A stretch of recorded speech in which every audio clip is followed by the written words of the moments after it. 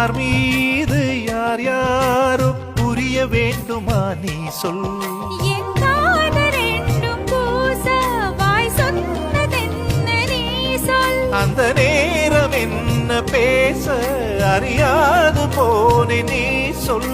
ஒரு பூவும் அறியாமல் என் திருடிய ரகசியம் நீயே சொல். இனி என்ன நான் செய்ய இதழோரம் சொல்வாயா.